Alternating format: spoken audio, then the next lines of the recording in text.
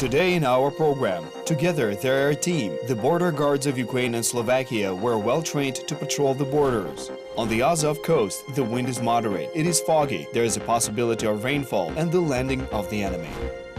What was the guard dog Tyson sniffing out in children's toys?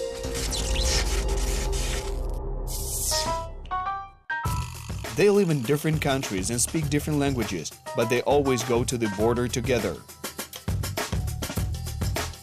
They're the border guards of Ukraine and Slovakia. However, this time the military did not meet each other on the borderline, but in some auditoriums. Trainings were not quite traditional, because the participants did not only have to sit at their desks, but also lay on the floor to show they were injured soldiers. Trainers of the Košice Police School of Slovakia and the National Academy of the State Border Guard Service of Ukraine modeled different non-standard situations. For example, injuries of soldiers, tourists or offenders. Often it is not that easy for the rescuers to reach remote areas, which means that pre-medical assistance can save a person's life. After the trainings, all participants went home so that they could meet one another again in the service, with new knowledge and understand each other better. The practice of joint patrol of forces on the Ukrainian-Slovak border has long been confirmed by its effectiveness. Indeed, last year there were 226 such patrols, both of which functioned on the border territories of Slovakia and Ukraine. By the way, Ukrainian Green Beret Guards do not only engage in joint services with their Slovakian colleagues. We're currently conducting joint patrol missions with Poland, Slovakia, Hungary, Romania and Moldova. We're working together and are achieving our main goals of information exchange and detainment of offenders. As a result, everyone except for violators win. This is a proven fact. Recently, a Ukrainian-Slovak patrol unit detained 3 Iraqis. The main objective of these illegal migrants was to cross the border to get to the territory of the European Union, but they ended up in temporary detention cells.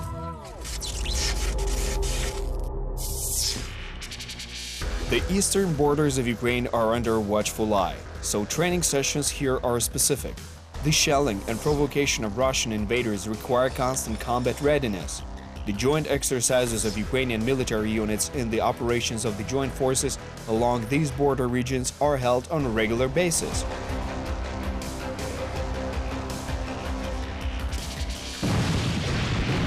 The border guards of Ukraine also take part in them.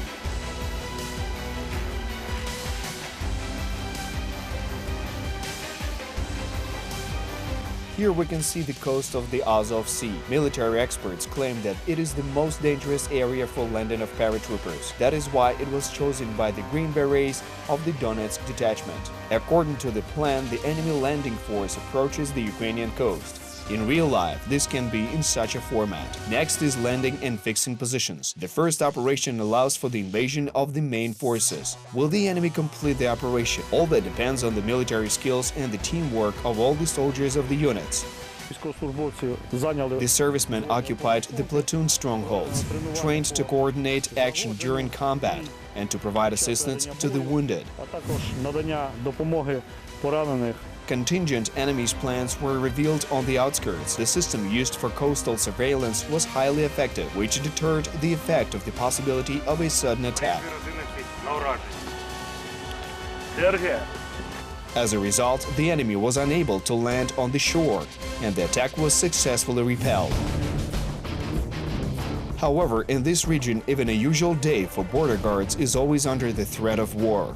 On the border with the occupied territories, this is visible with the naked eye.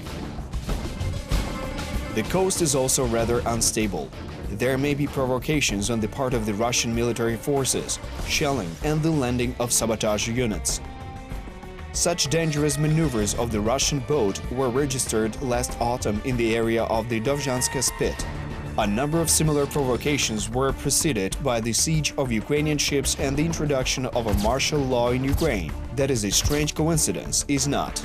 So the waters are under the surveillance of the border guards. Modern technical equipment is used especially to monitor this process. At the same time, everything is controlled by patrol boats of the Coast Guard. After all, they are responsible for monitoring the situation on the coastal borders.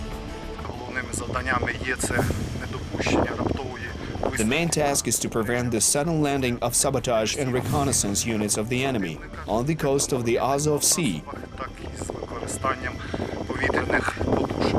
Every day they pass along the coastline observing the horizon, because they know the threat of the enemy forces suddenly appearing out of the fog is quite real.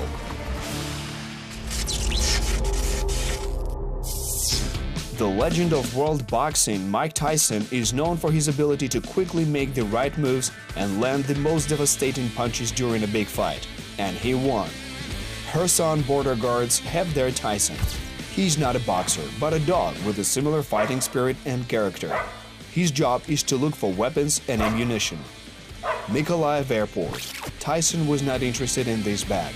Among the children's toys, a passenger flying in from Kherson was carrying a traumatic Walter pistol. You know, Tyson knows how danger smells. Finally, the gun was withdrawn, so Tyson won the fight like the American boxer. And this citizen obviously does not know. Here's another example of cynicism of criminals who don't hesitate to involve in their deals both children and the elderly. This man was simply used and paid in order to transport 4.5 kilograms of such narcotic substances to the temporarily occupied territory. The fact that this substance was cannabis was confirmed by the canine sniffing expert of the Stanitsa Luhanska control point. Unfortunately, the drug courier is not likely to be able to explain who was the factual owner of the dried cannabis.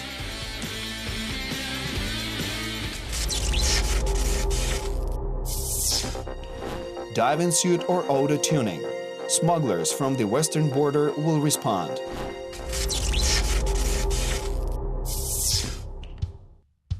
Would you agree to plunge into a mountain river in the middle of winter? Probably there are a few brave souls. These two young men from the village of Dilove in Transcarpathia are among them.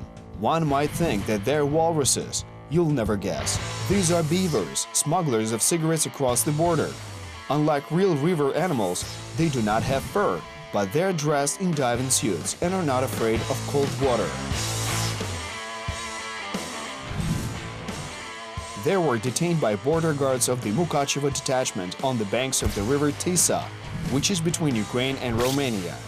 The guys turned out to be swirling and scurried away, straight to the nearest shrubs. They were stopped only by gunshots, though not immediately.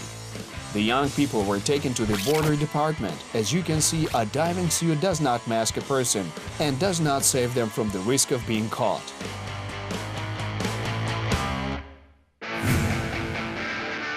And this is the Krakovets checkpoint on the Ukrainian-Polish border. Here they tested the most dangerous way of smuggling counterfeit goods. This is a unique bus. The vehicle is from Germany, it is registered in Poland, the driver is a Romanian, and the cigarettes have Ukrainian excise tax labels. Cutting the car and stuffing it with tobacco was the task of the perpetrators, which they successfully fulfilled. But they didn't manage to cross the border. As a result, 1,500 packs of fake cigarettes plus a minibus were confiscated. Another minibus, which stopped at the Slovak border, also did not meet the expectations, although the goods were carefully tucked inside. Almost 300 packs of fake cigarettes were found in the bus. However, the vehicle did not pass through inspection at the checkpoint Mali Berezny. In short, the smugglers failed again. Therefore, what is better, a wetsuit or auto-tuning? The answer is obvious. It is better to abide by the law.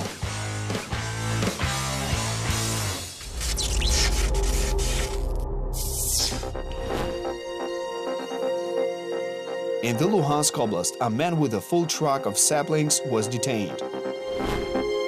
Save the sturgeon. In the Azov Sea, border guards pulled out 1.5 kilometers of nets, with fish listed in the Red Book.